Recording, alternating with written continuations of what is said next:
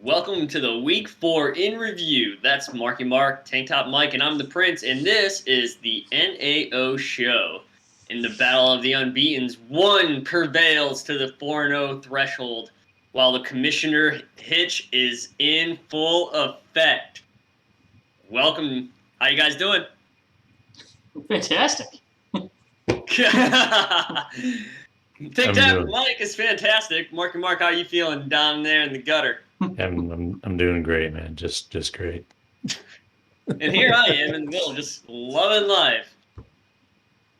All right, Marky Mark, let's kick this show off. Let's give the fans what they came here for this week. Well, I just wanted to announce an exciting new program we have in the NAO League. It's called Commissioner for a Day. That's where me and Brandon, on Sundays, we're going to turn over commissioner powers to two lucky members of the NAO League. And this week it's going to be Tank Top Mike and Ian from the Pooh Crew.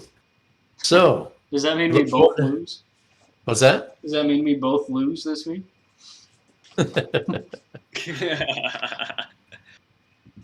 Yeah, we got to do something to break that curse, man. So I'm okay with it. Tank Top Mike, what do you think about it? Well, I play Ian this week, I guess, so maybe we tie. The first tie in the NAO. See, I should have looked ahead. Maybe we'll give it to Goofy instead. No, because as soon as Goofy gets commissioner powers, the super flex is going to be on magically, and everybody's going to be able to play two quarterbacks in this one quarterback league. We do not need that fiasco. The man with half dozen quarterbacks is going to change us to super flex.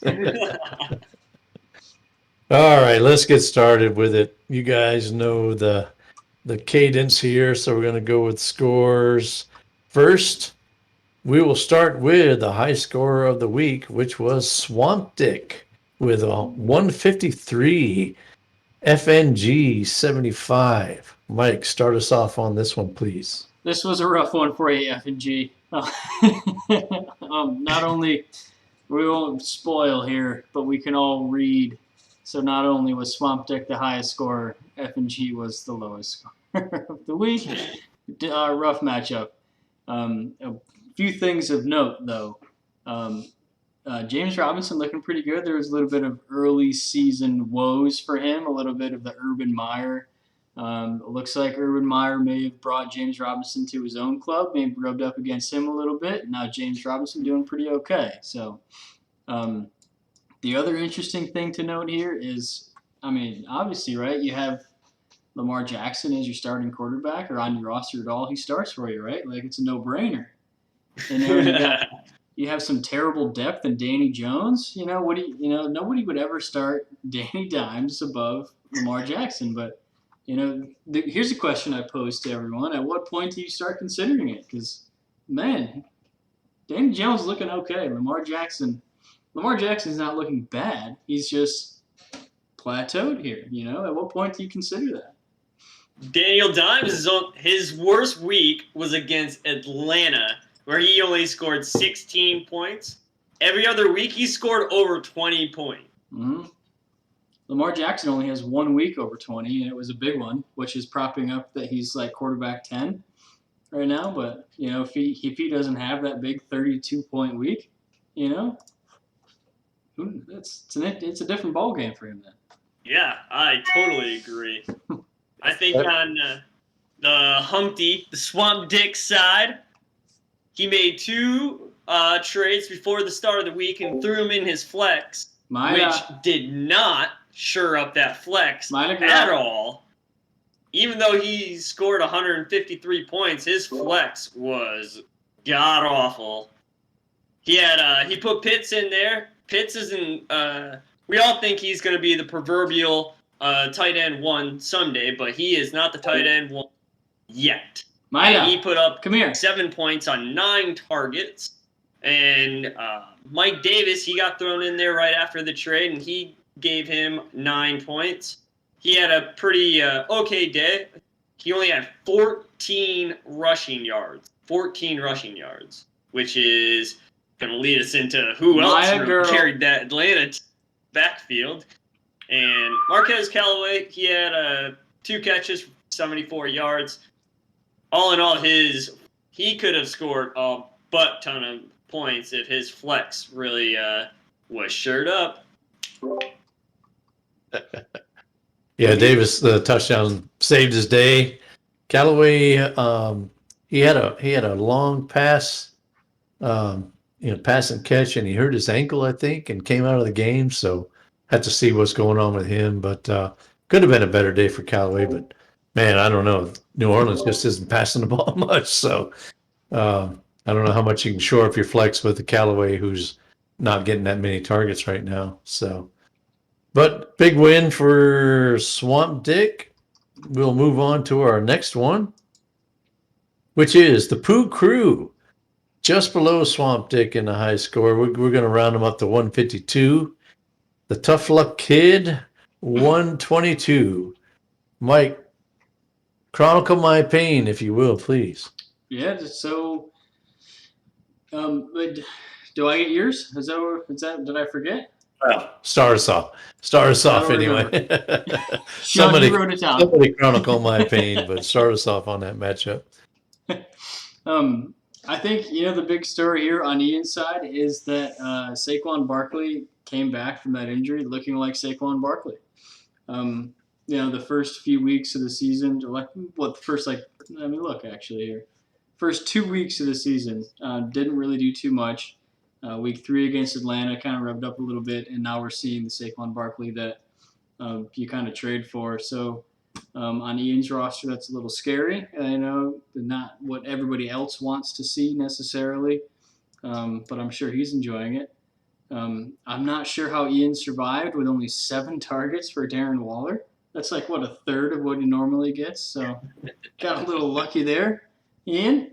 But the other thing I wanted to note, it's been sort of a hot topic here. DeAndre Hopkins, you getting nervous?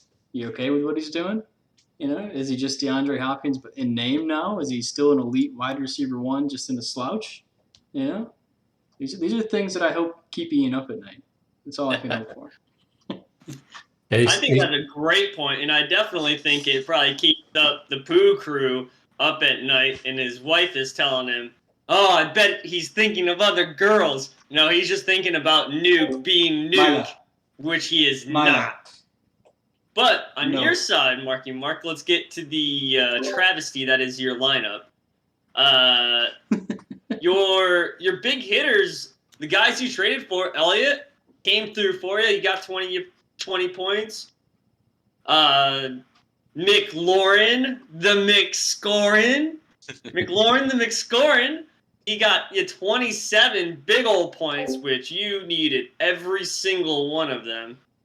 But other than that, those are your 2 highlights for your starting lineup in a down week. I mean, I don't know what it is about your luck going in and week out, but if they're in your lineup, they're not going to do well. Sorry, Marky Mark. But you made a couple good trades before the start of the week. I think that could maybe help you out with getting Mac Jones and Seth. Cephas is actually doing pretty well. I bet you're looking at him being pretty happy on the upside in Detroit. What do you got there, Mark? Yeah, well, Sanders is killing me for sure. And anybody who got him in his ADP this year, because it seems like if Philly's behind at all, which they're going to be a lot because their defense is pretty bad, then Sanders is kind of game scripted out. They're going to have to be ahead, I think, for Sanders to be relevant. And when they're behind, it seems like Hurts is holding the ball for himself.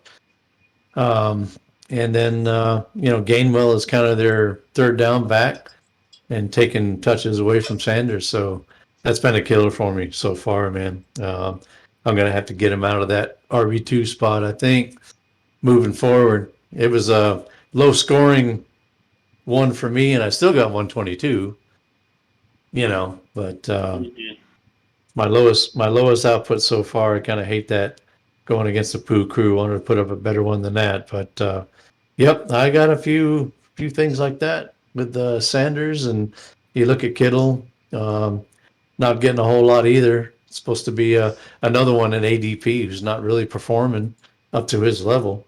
So I got a couple of guys there that you'd expect more out of that aren't doing it. So we'll have to see how that shakes out moving forward. So, looking forward down the line in your matchups, are you potentially thinking about blowing it up, or are you thinking about you're only one or two pieces away? Where are you sitting at as an owner right now? With the points I'm scoring, I'm not thinking about blowing it up. Going to be tough for me to make it for sure. I think Swamp Thick put up a statistic saying that you got like 8% chance making the playoffs if you start out 0-4. And yeah, as much as I try to do the math, it's hard for me to get myself into the playoffs. I can't come up with enough math to do it. But I'm going to keep fighting and not blowing it up. I'll try to make it tough for some of the guys down the stretch. If I can't make it in, I'll see who I can keep out and have fun doing it that way. I'm not going to blow it up. I'm going to keep on fighting, man. I mean, Keep it on, but keep it on. tank is not in my vocabulary like tank top Mike. Tank top Mike. Oh, Tank's in his vocabulary. Hey, let me turn the volume up so I can hear you all the way up here. But tank is not in my vocabulary, so I'm going to keep on fighting. All right, let's move on to the next score, which was Orlando City Football Club 144, Goofy Jace 129. That was quite that was a good one. I really was enjoying that one. Goofy Jace kind of fell short at the end there with all of his San Diego shares that didn't really materialize. Mike, start us off on this one, if you will.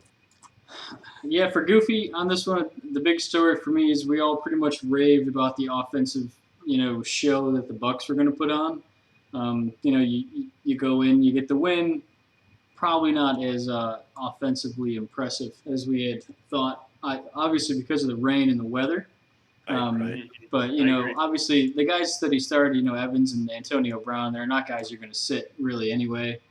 But it was tough to see Gronk out.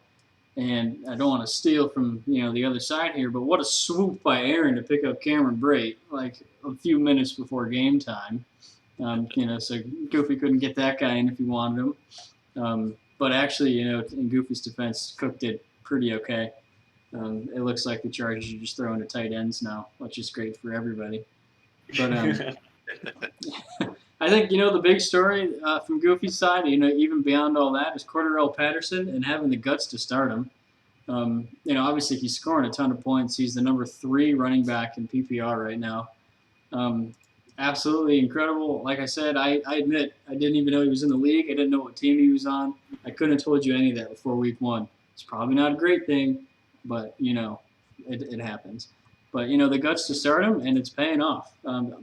I think early on, week 4, that's by far got to be the waiver wire pickup of the season. Good luck beating that at this point.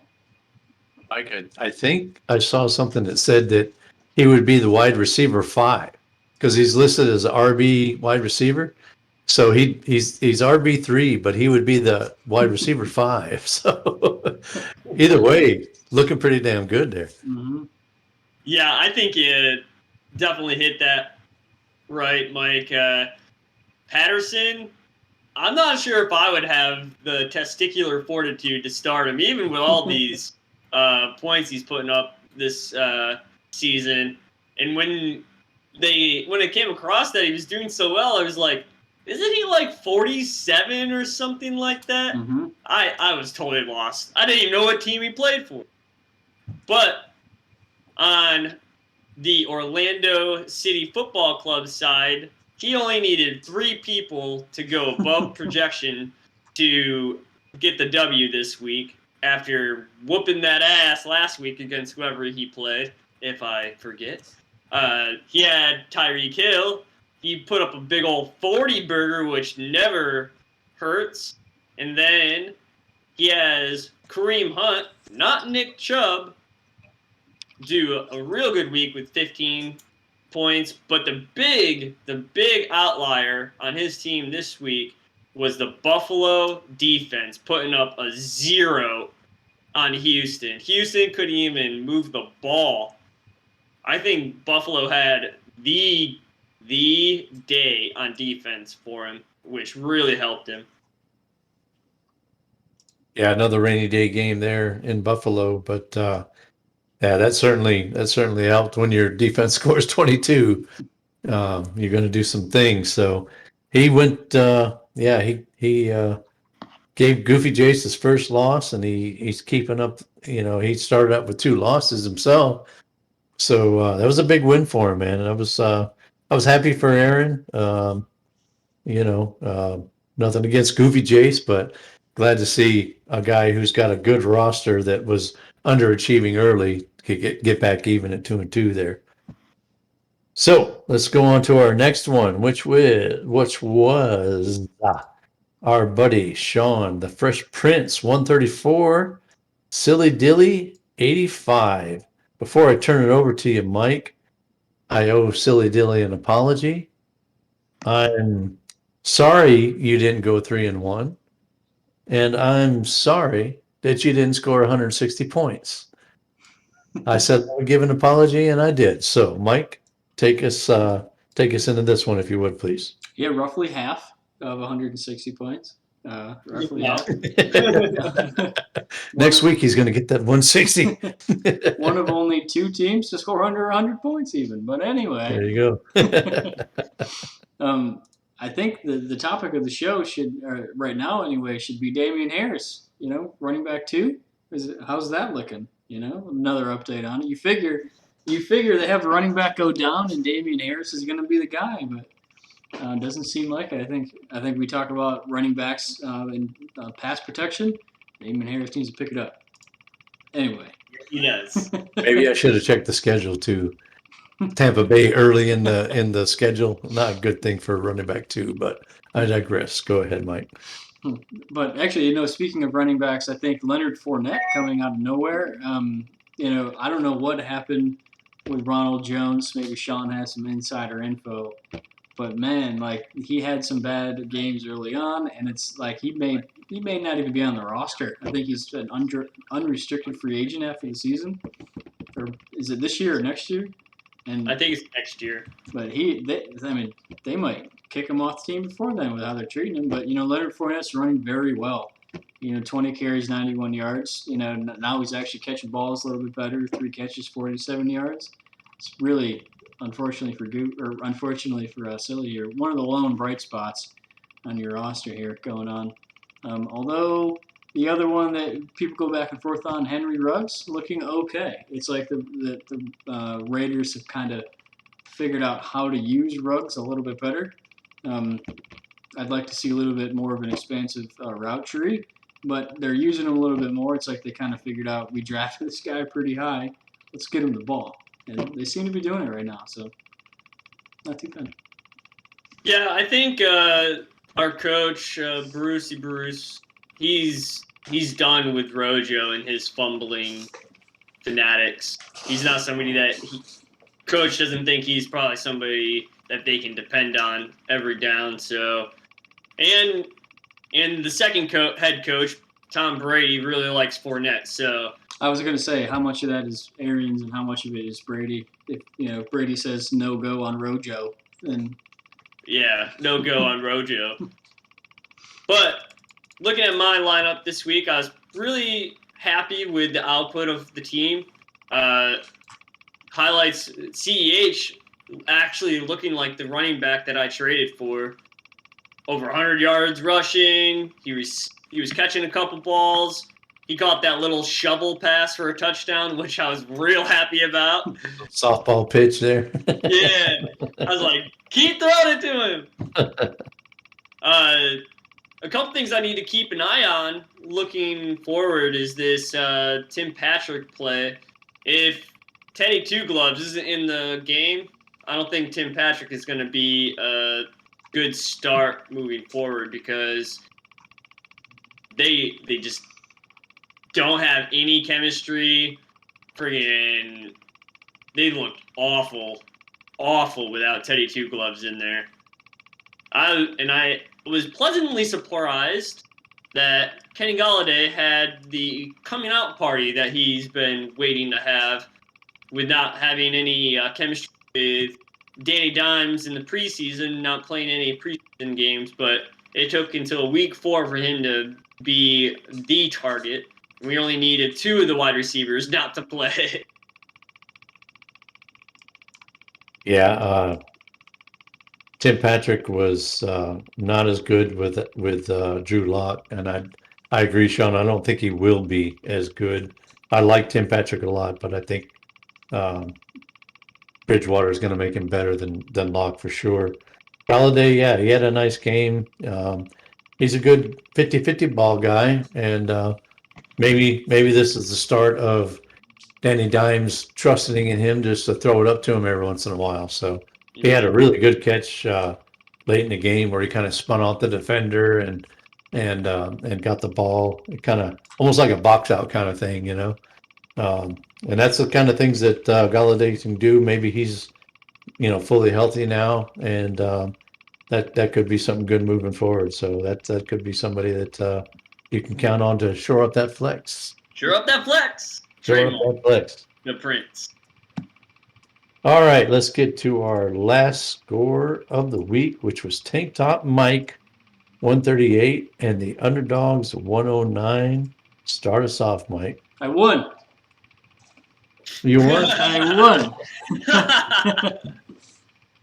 Yeah, I mean, really, I was in my own head on this one. It was kind of a joke. I hadn't beat the Underdogs yet, and they crushed me pretty bad all last season. My poor wife going into Sunday morning, she's like trying to set her lineups, and I'm like, but what do you think about this? I probably ruined hers. I don't know, but I think when we were talking earlier this morning or earlier today on the pre-show stuff, Sean, you kind of pointed out my wide receivers didn't do so great, but I got propped up by some other guys. My wide receivers have propped me up on some other weeks, so hopefully one of these weeks everybody goes off. It'd be kind of cool, but I'm liking the consistency by Mahomes. Wasn't worried at all, obviously, about Mahomes, but you start seeing him losing in September and some extra interceptions. It's like, what's he actually going to do with a play like that? But to come out with a game like this, I'm pretty cool with that as well. But a lot of guys have come after Eckler, in the last 2 years, and my answer almost every single time is just, it's my guy. Like, good luck. I probably should have traded him for some of the offers I've been sent, but the dude, he's just my dude. And, a game like this is why. So up the offers, I guess. Still want to take him. Dude's awesome. Dude's awesome, and that's why I love him on my team. So thanks for the win. Jacoby Myers actually sealed it Sunday night, but we won't talk about that. It was really Eckler. Well, I couldn't agree more. I think if you look at a lineup and you see their wide receiver 1, wide receiver 2 come in under 9 points, both of them, and they still put up 137 points, that really shows the strength of the team. And for Patrick Mahomes, you knew he was going to right the ship real quick, and he'll be back. There, like you said, you weren't worried about it, but there was a couple like, oh, wow, okay, here we go type things. But over on the deep butts side, they got Stephon Diggs and threw him in, and he did okay. He got 15 points, which is a pretty good wide receiver score. But for a wide receiver 1, you want more than that. Probably 15 plus is really what you're looking to get day in, day out. And with the T. Higgins being down, Boyd was a good start for them. He got 16 points. The thing that I'm most interested about in their starting lineup is that the untouchable Dallas Cowboy, CeeDee Lamb, only had 5 targets, in which he only caught 2 of them and scored a whopping 2.3 points. I don't know if that made them very happy when down their bench and saw Gainwell putting up 18 points on their bench, or McKissick putting up 14 points on their bench. I just see Evan and Brandon in a room holding up signs of people's name going, are we going to start this guy? I want to start this guy. Do you want to start this guy? No, you don't want to start this guy, but I want to. They just go back and forth on these flex spots. I don't know if they know who's going to start in the flex 5 minutes before the game starts. So I have a real question about the flex. And this is a real question. So you have Aaron over here confidently starting Nick Chubb and Kareem Hunt every week. And okay, you have Antonio Gibson and J.D. McKissick, and they're like, the Wish version. I get it. But you're telling me that it was a real decision to with all the third down and passing down stats that McKissick has taken from Gibson, that you're going to start gasking over him in any week like that? It's a serious question, and I'd like to know the answer.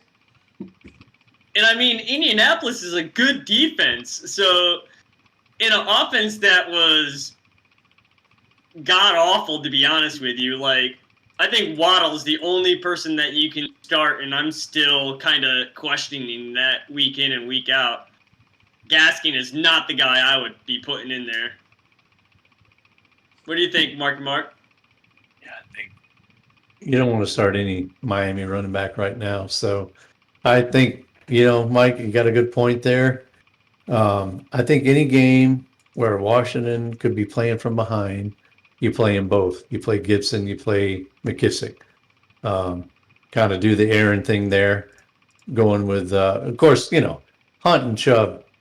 They're probably both, Hunt could be a RB1 on a lot of other teams. Mm-hmm. So that's kind of a special situation. Maybe we shouldn't compare to that, explicitly, but I think there's times where that's not a bad play to put McKissick in there, in your flex spot, and Gibson in your running back 2 spot.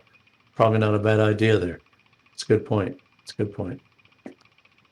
I feel bad for him because, being 0-4 sucks. And they're being 0-4 in a worse way than I'm being 0-4, so I feel bad for him. That's why we started the Commissioner of the Day thing. We're gonna break this curse once and for all. Well, all right, Mark, let's run through these trades real quick. Well, we can't do that yet. Can't do that yet. I Can't do almost that forgot. yet. That's why you let me drive, man. That's why you sit in the back seat with no seatbelt on. We got to get to the Miyagi. The Mr. Miyagi ass waxing of the week goes to FNG. So he did not send me anything today. I'm going to make a little speech for him. So FNG decides to take the week off after beating me last week when I specifically asked him not to. I saw him in the facility last week. I said, I hope you get your first win next week. And then he goes ahead and he beats me. I mean, I bring the guy in the league. What does he do? He decides to beat me, have the one big week that he's going to have probably the whole season, and he's going to beat me. Typical engineer, just go about doing his own thing whenever he wants. Yeah. That could be the one that kills me too. I needed to win when I had the chance to win, and I didn't do it. So, anyway, let's move on to the standings. But, we probably don't need to go over the standings, do we, Mike? I mean, I'll give you not a the real. You want to talk about the rundown? I'm in first. Y'all aren't, and that's the rundown. It's kind of a who cares week.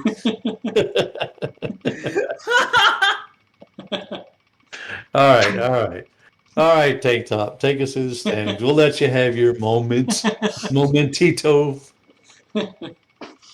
Well, I did tell somebody. It was a private moment. I did tell them how extraordinarily humble I am. So I'll try to be extraordinarily humble. We'll start at the bottom. That's where the underdogs are. I'm not last. I'm not last. Oh, golly. Where did it go? I had a stat for you. Okay. The underdogs. They are dead last in average point per game right now. Wow. Yep. Ooh. They are 9th in efficiency, which I won't give away the person who made this spreadsheet. But there is an efficiency rating out there that only one person holds all the power of this efficiency, 9th in efficiency. And I quote, which says, 1, their team sucks, and 2, it's because they can't pick a roster worth of shit. So there's your rundown about last place, quick. That turned out better than I thought.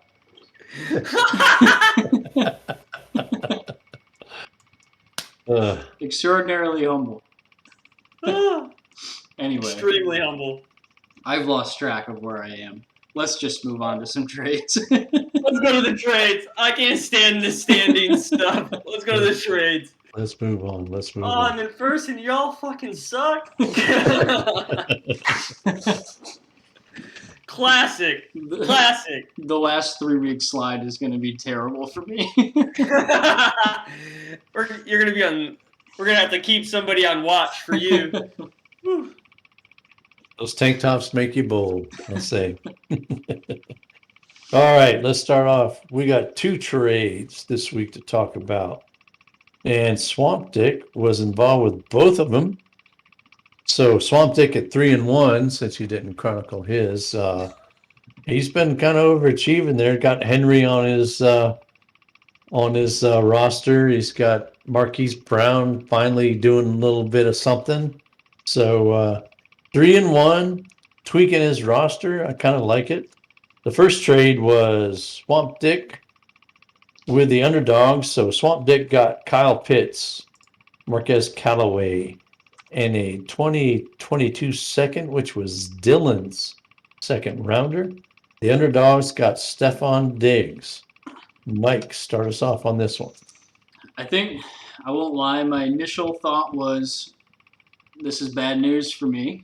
This was pretty much right before game time. And the underdogs getting Diggs right before that could have been a disaster going against that. Once that all kind of blew over, I think this is one of those trades that you kind of, at first it's like, what the hell's going on? And then you actually take a step back and it makes a lot of sense, all the way around, really. The underdogs had the team capital to be able to make a trade like this and get a guy like Diggs, which obviously it's going to be an expensive get. Swamp Dick really likes Pitts. We've talked about that. He's been on the show, talked about that. So he gets his guy. Obviously that second from Silly is going to be probably 11 to 14 or so, like if we're around there, I guess. So not a bad pick there either. I don't necessarily think that Callaway's the guy, but in my opinion, it's not a bad throw in. Obviously, that offense can kind of do some stuff, but it's when you take a little step back, and I like it. Yeah, I think it really comes down to not what they're doing now, but the potential that they got going forward.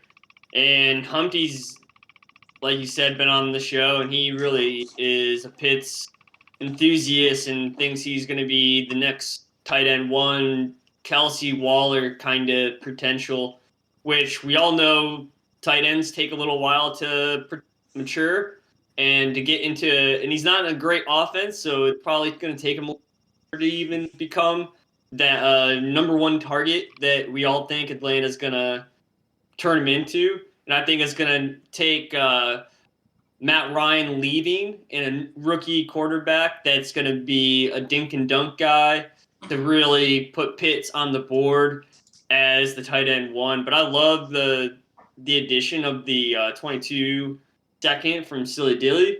Silly Dilly's got a pretty strong team, but we think he's going to still be down in the bottom 4. So he'll be fighting pretty good. It'll be at least a top 14 pick 14, 13 pick.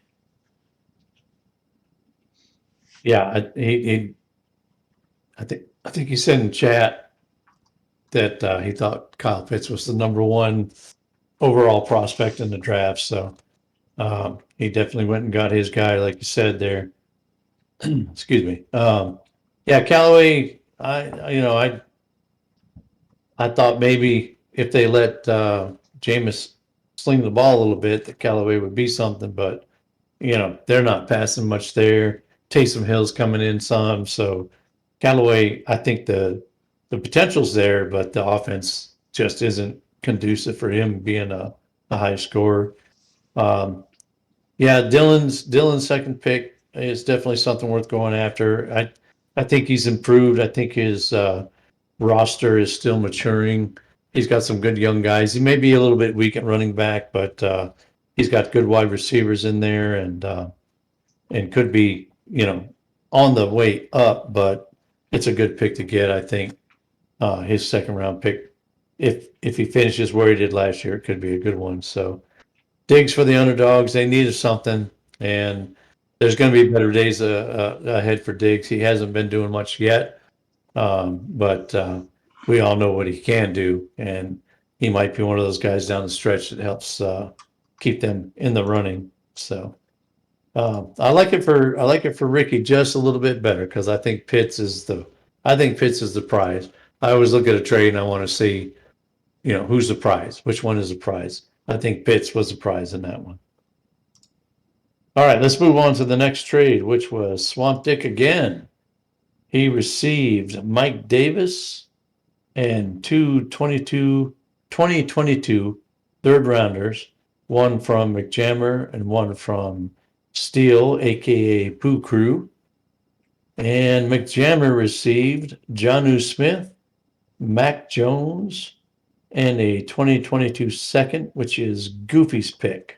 Start us off, Mike. I almost thought that this was a silly dilly trade with all these Patriots involved. I had to double take a little bit. I think it makes a lot of sense.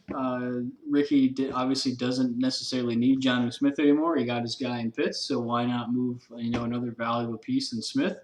I like the pickup of him on your roster as well. Like you said, you have a little bit of tight end woes, but you still have a startable guy. This kind of gives you a nice backup option to toss in there if you really needed to. I agree with you on Mac Jones. I think that he'll be fine. I'm not ready to call him another Bama bust quite yet, but I think you look at your bench after Kyler Murray, and putting somebody in there like Jones is a nice thing to do. I wish maybe I'm glad I didn't, but I wish I had known that Jones was out there. We would have been in a bidding war, I think, though, which would have been unfortunate. In terms of on Swamp Deck's side, Mike, when he made the trade, being able to put Mike Davis in the flex was really nice for him. Obviously, he has a little injury there with Monty for the next 4 or 5 weeks, so Davis is suddenly an RB2 for him rather than a flex guy. But at the time of the trade, I think that was a nice piece for him. He, like we said, we know he likes Pitts. We know he's a little bit lower on Jones, so he gets some nice draft picks, which we know that he trades a lot with, so I don't see them sticking around his roster very long. And a guy you could put in his flex. So I think this was another one that actually did pretty well. I think as a league, we're better at trading in the season, I think. We get a little crazy here in the off season, but during the season, I think we make some pretty nice trades. Yeah, I like the trade for both sides. I can see where both the managers were going with each of these trades. I was kind of on the inside for this trade. I was with Marky Mark while he was doing the trade, and I like the addition of Mac Jones for a couple thirds. And you got rid of Davis right when Cordell Patterson is emerging as RB1 of the whole league here. I think you made a great trade. Yeah, Davis still outsnapped him. Patterson just did a lot with the few snaps that he had in the game. The thing that happened last week was Gallman finally got a few looks, and so you kind of have to wonder if Davis is really going to be the lead guy as far as the the early down back. So I was looking at, it's RB depth. You never want to get rid of that, but I was looking at Javonte Williams and a guy like Elijah Mitchell, who once he gets healthy again could be in the mix. I was thinking, okay, I've got enough guys, even though Sanders is kind of laying an egg this year. I got enough guys I think that can flex in there. Melvin Gordon even right now still that I can probably do away with, an older guy for Dynasty and Mike Davis. So I was glad to get Mac Jones. I needed another good young quarterback. I felt like to pair with Kyler, and I like Mac Jones. He's looking good. I think he's going to be okay. And Jonnu Smith, kind of a flyer on him. I think he can be really good. Henry's kind of taken away some from him, but Smith he could be good if they use him in the right way. And Belichick's high on him, so I feel like maybe there's something there.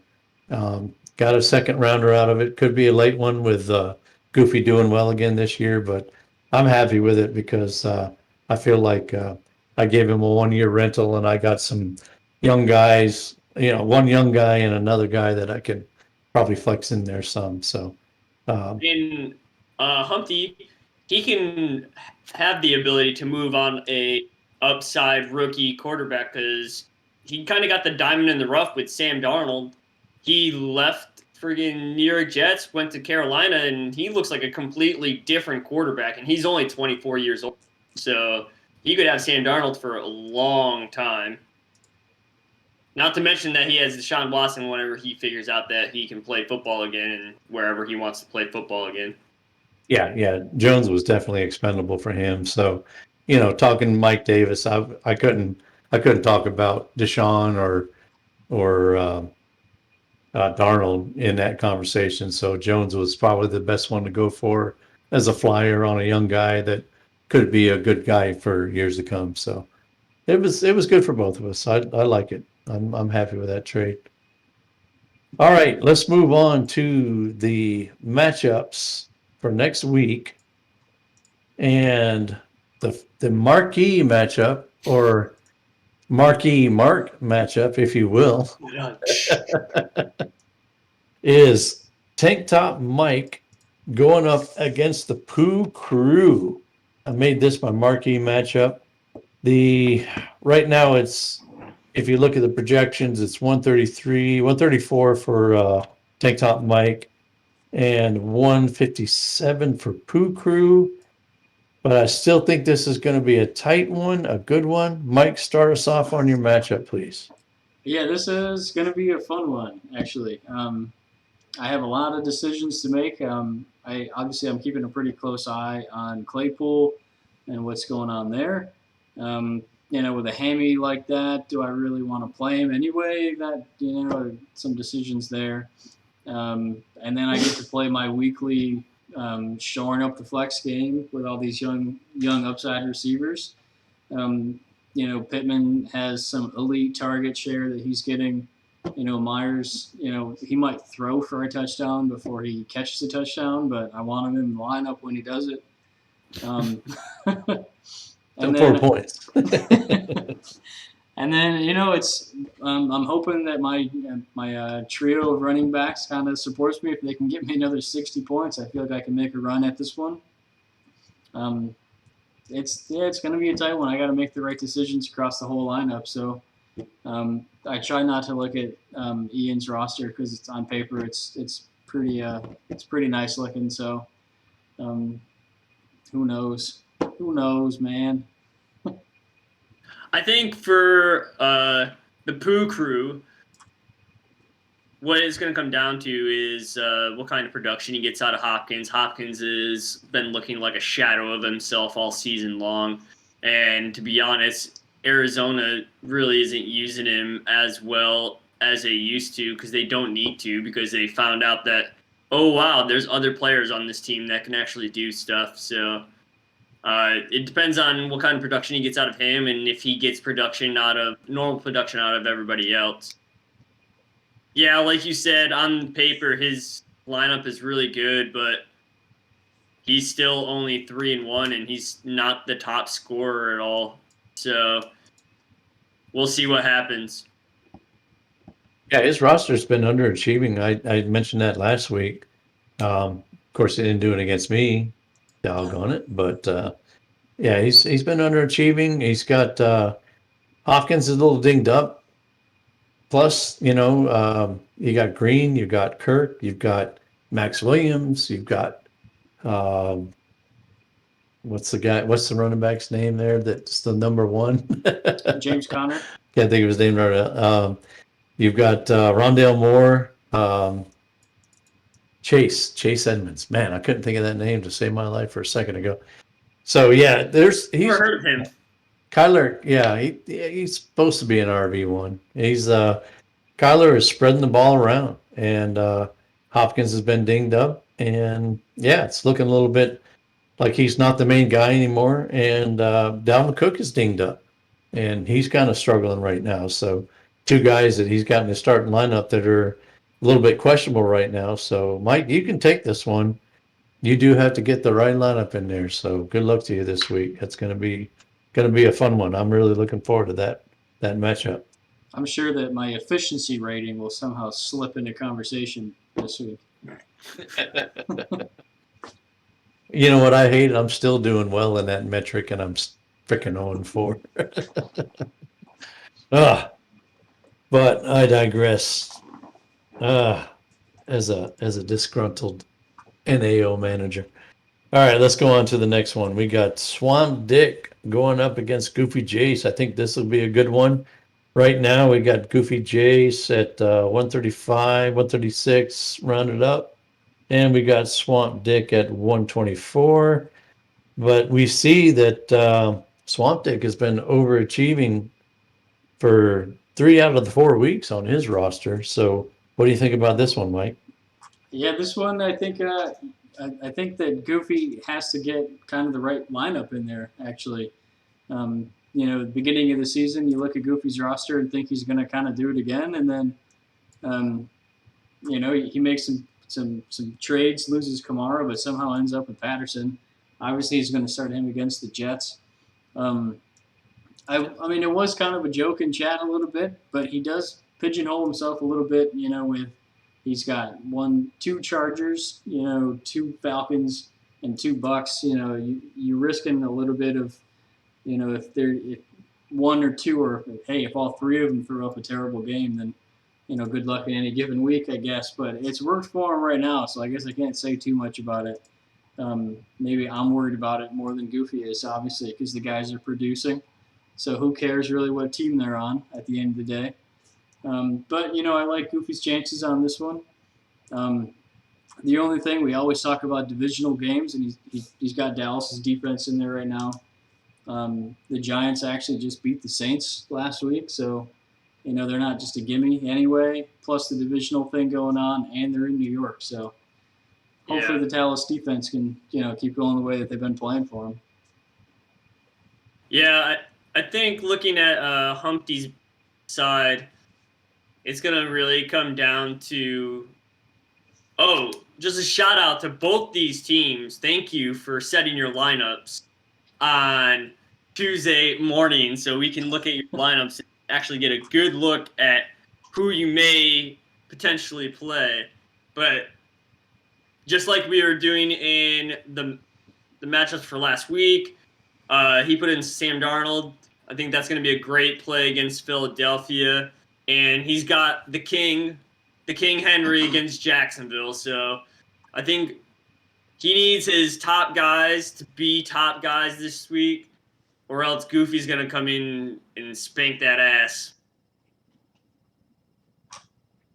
Yeah, Henry, man, that could be a big one if he does some of that. What did he do? A 99-yarder against them one time?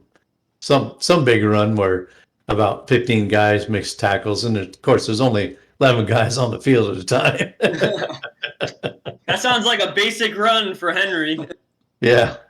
Yeah, guys on the bench are trying to tackle him, couldn't get it done. So, yeah, it should be a good one. I'm looking forward to that one too. Next up, we got the Fresh Prince going against the underdogs, the winless underdogs. They are favored right now at 134. Fresh Prince at 117. Mike, start us off on this one, please. Yeah, this is another one. The underdogs, they're always favored to win. I think and then they consistently have underperformed every week. We make a lot of jokes about it. It's definitely got to be frustrating for them. Um, but that again, that Giants matchup, they have the Dak and CeeDee Lamb stack. I think that's going to be one that they really need to go off. They made the move to get Lamb. They like Lamb. They've said that he's pretty much untouchable, which I agree with, really. But that's the one that they need to go off. Harris has been playing super well for him, and like Sean said, Diggs is probably going to have a consistent week, but, you need to have Diggs to have one of his huge weeks, really. So, and right now, instead of Gaskin in, they just went, down the old the road there, and they have Devontae Parker in instead. So, we'll see how that plays out. Maybe they'll listen to the show, and maybe they'll put in J.D. McKissick. It's against New Orleans, so who knows? Evan will be listening to the show. Looking at my lineup, I think the big question right now is if Joe Mixon is going to play, and I'll say right now, if he plays, he's starting because he's been carrying me all season. So he's going to be the big question. I think that's the disparity between the projections, not having that 15-point projection for Mixon, or else we'd be pretty straight. But right now, I'm hoping to catch fire twice in a bottle and get Van Jeffers to have another good week like last week against Seattle on Thursday night. I'll have to put him up in my wide receiver spot because he plays on Thursday night, and you don't put a guy on Thursday in your flex spot because that's not shoring up your flex. Yeah, Mixon, I think if Cincy's smart, they'll send him a week or two. I know you don't want to hear that, Sean, but I don't know. After what happened last season, I think I would just rest him and try to get him back in there 100%. But you look at P. Ryan and Evans behind him. Is that going to be enough? So that's a tough call. That could hurt if he's not in there for you. So should be a good one though. Underdogs, man, they're just like dying for a win. I like Devontae Parker in there. That was more of a late game thing, though. I think, if I'm not mistaken, that it wasn't early on. It was late in the game where Jacoby finally started slinging it a little bit because he's such a check down and conservative guy. But he finally did throw up some, Parker, he's a 50-50 ball guy. Throw it up to him. Maybe they've got a little something going. So that could be something in their flex that could be good. Maybe they will put him at McKissick. New Orleans, it's a good defense. They could be playing from behind. So that's the time you play McKissick, I think. So we'll have to see. This is going to be a good one. There's some great matchups this week, man. I'm looking forward to it. All right. The next one we got is the Tough Luck Kid going up against Silly Dilly. Am I going to go 0-5, guys? Start us off, Mike. No. All right, Sean. No. Really? Well, on that note, I think that you got some matchups. You got the lineup. I don't want to keep harping on the Cowboys Giants game, but this is just one that it just kind of feels like they figured out they figured out how they want to kind of rein in this whole offense where they have so many superstars, for fantasy especially, and it kind of just feels like that they've balanced everything out, and it's been good for Zeke the last few weeks. I think, like we pointed out, it's just going to be what does Miles Sanders do, and 9 carries across the last 2 weeks. How many times have we said, he's complained about it, so now he's going to get it fixed? He's been pretty open about, you have to run the ball to win some games. And, reading about that, after the games last week, I kind of expect him to have a little bit more production this week for you. So hopefully more than 7 points anyway. I think Silly Dilly's just gonna have a comeback week. I think against me, he had a down week because Tampa Bay. He has so much stock in Tampa, and it was just a rainy, run-down game where it was all about position on the field, let alone just putting up zillions of numbers. I don't think. I think it's going to be come out pretty close, but I think it's gonna. I think you're gonna get it, Mark. You have the better squad, to be honest with you. Yeah, I tell you, man, Sanders seems like, after 4 weeks, I think you're kind of what you're going to be. And Sanders seems like one where if Philly is not favored or expected to be playing from behind, then Sanders is just going to be game scripted out. You look at Gainwell there, that's their guy. He is a good receiver, better receiver than Sanders. And seems like that when they're behind, they're putting him in over Sanders. So I'm kind of concerned. Sanders is a talented player. He's not their guy, and he's kind of being game scripted out between Hurts holding the ball more and keeping it in his hands, either running it or passing it, and not to Sanders or Gainwell being in there. That's a tough thing for me on my roster to see.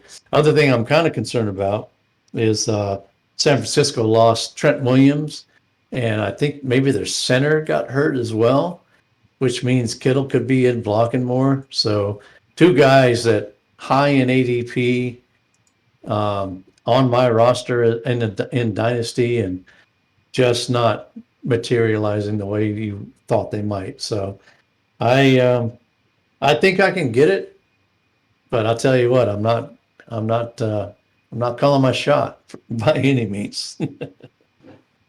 All right. Last matchup we have for next week is Orlando City Football Club going up against FNG. This one looks to be a blowout on paper. Could be a blowout in real time. It's Orlando City FC at 137, FNG at 107. That's about 30 points if my calculator's right here. What do you think, Mike? Yeah, there's I would not want to be going against Aaron's team right now. And unfortunately, FNG is going to run face first into it, I think, this week. Like we talked about, is FNG going to make any lineup decisions? Probably not. I think he's just going to, honestly, this is going to be a rough one to watch. But, it is what it is for FNG this season. He knows what he's doing, obviously. So, I don't think he's too concerned about trying to steal one against Aaron this week. But, I think Aaron scored 160, then 140. So I think, the train's rolling for Aaron. So Look out, everybody. Yeah, you call it a Marky Mark matchup. I'm calling this matchup the Buzzsaw matchup, and FNG is going to run head first right into it. And A-Bomb's going to take his win and move on to week 6. Yeah, not much to say, man. I think Aaron's got a good chance to go 3-2 and start fighting for that playoff spot. All right, that's week 4 in review. We got a little bit of week 5 showcased coming back next week when we show that DBs get the clean sweep. The Prince wins 2 in a row. Let's go!